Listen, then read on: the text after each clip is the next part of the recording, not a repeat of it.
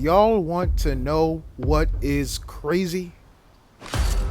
When I tell you that today, at the time of this here voice recording, I spawn in the exact same spot with the exact same weapon, and the beginning of this match is going to play out exactly like the one I just recorded.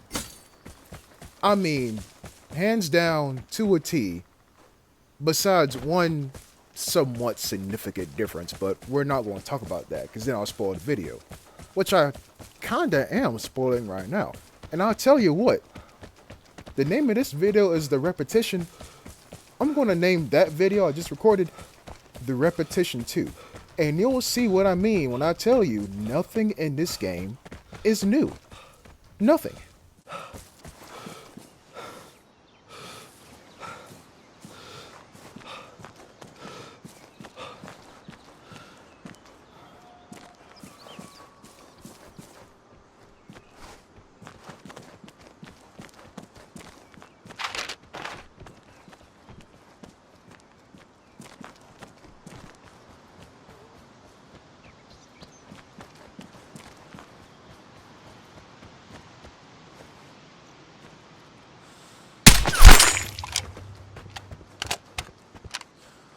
So you're probably looking at this man and thinking, dude, you don't know what you're doing. And you're right, he don't. But all he was doing was checking his map. That's all he was doing. Why else would you run and then stop standing up dead in the open? He was just checking his map.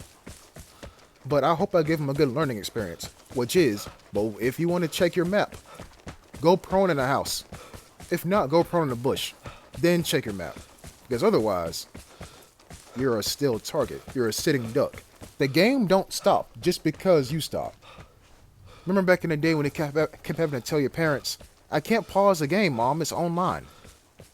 Well, then again, you know what? I'm not going to say anything. Let's switch gears for a minute here. We're going to go from my usual objective in the top right hand corner thing to just the highlights, because spoiler alert, this is a 15-minute and 34-second long encounter.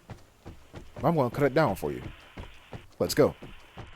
So a smooth minute 30 has passed and I hit 2 comm stations. And then we hear gunshots. And you see me mid-stride. Once I hear that second shot, I'm like, oh, this is a gunfight. Let me take my suppressed golden self over here and see what I can spot. And it didn't sound that far from me. That last shot was kinda, not exactly ear-piercing, but it was close. It was close. So close, in fact, that I see the guy who survived. That's him over there. He just walked from left to right. No, my bad, from right to left in front of your screen. And then, a mortar strike gets called. In the water. And then I get ported. So, there goes my opportunity to sneak up on somebody. But who called in that mortar strike? I guess we'll never know. A minute 16 has passed. Somebody opens the timed safe. And as you guessed, the timed safe is that big red house over there on my right hand side. And they know they're in danger because they port. Actually, no, they don't know they're in danger. Now they know they're in danger. But they were anxious, as this game gives you limitless anxiety. But now I gotta change my position because they knew where I was at. Notice I said knew, not know. I said knew where I was at. So I'm just gonna relocate. The best thing to do when you get ported is just run. Don't remain in the same spot because you never know.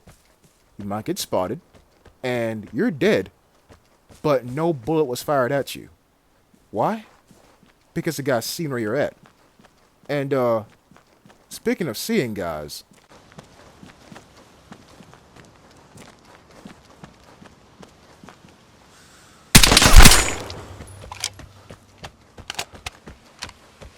if you're sitting there screaming at your TV, Jet, how?